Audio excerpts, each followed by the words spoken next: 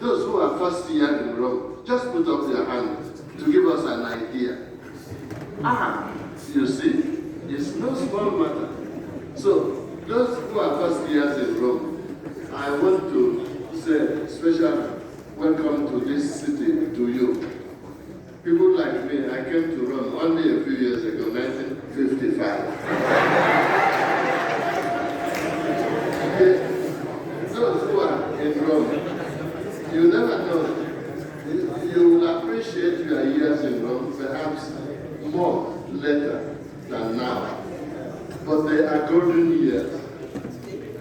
Make every effort to contribute your part so that your years in Rome will be most fruitful.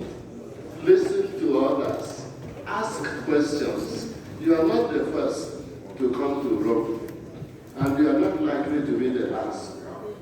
So why don't you ask those who were before you so that they can give you suggestions, not only about bus, but also about how to follow the course in the university, how to manage with language difficulty, cultural adjustment, and so on. Visit churches, catacombs, basilicas. Don't be ignorant of the realities of ancient Rome. Listen to the Pope. Learn about church administration and central offices as much as you are able. Meet other Nigerians of other dioceses and religious congregations and ethnic groups. It was beautiful that you sang at Mass today in several Nigerian languages. That is good. Our country has quite an impressive number of languages and ethnic groups. The challenge is to fashion a nation out of such variety. The church can help and should help. Most of the new Nigerians here may be students. If you are a student, pay attention to your studies.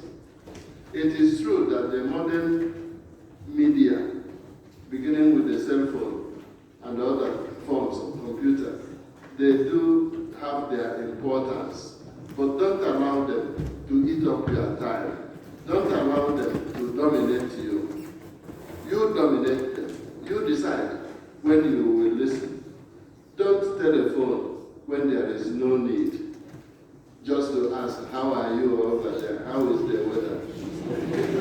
So, calculate, use your time well. One day has only 24 hours. Be a good student, so that if you don't do well in exam, don't put the career of ours, St. John Mary Vianney, as your patron. He's not your patron. He studied very hard. He couldn't score either.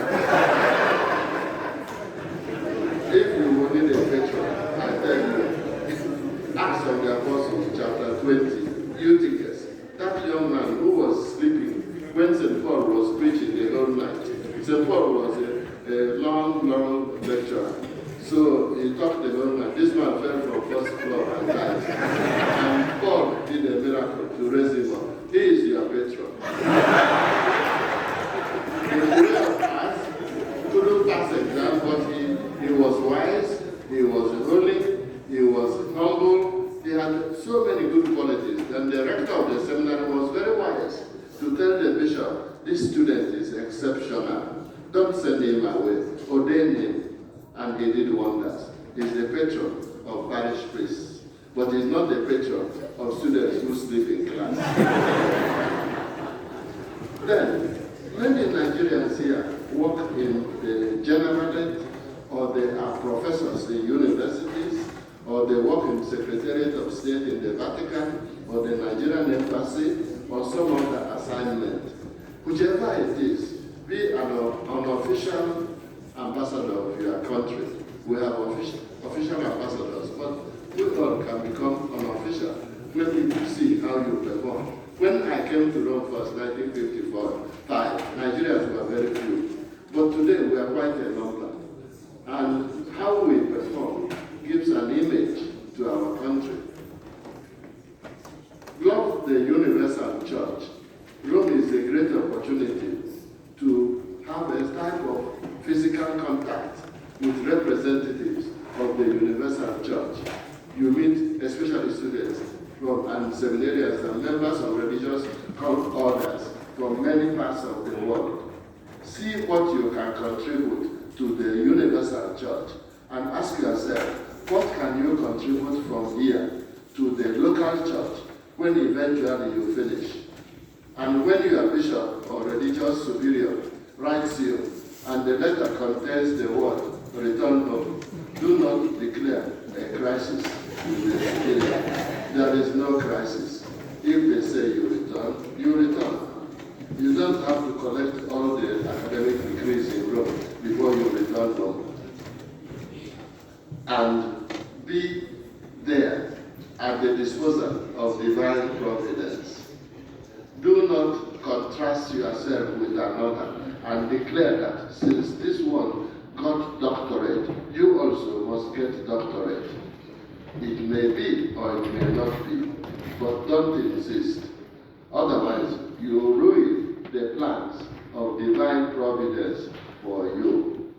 And there's only one you. And when you spoil it, there is no other you. So don't spoil it. Some people spoil it. I'm not talking of you present, but some spoil the plan of God for them. They put themselves in a psychological prison, and then they lock the door, iron door, put the key in their pocket, and then turn around and say, they have put me in prison. Who put you in prison? You constructed it. You are the architect. You built it. The key is in your pocket. Why are you saying that they put you in prison? You did it. So don't put yourself in prison. Allow divine providence to work for you and in you and through you. We don't know the ways of God.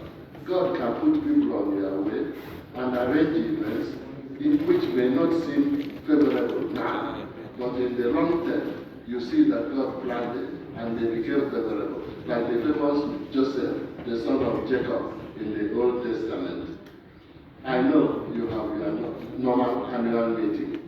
Please pray for Nigeria. Flooding is a present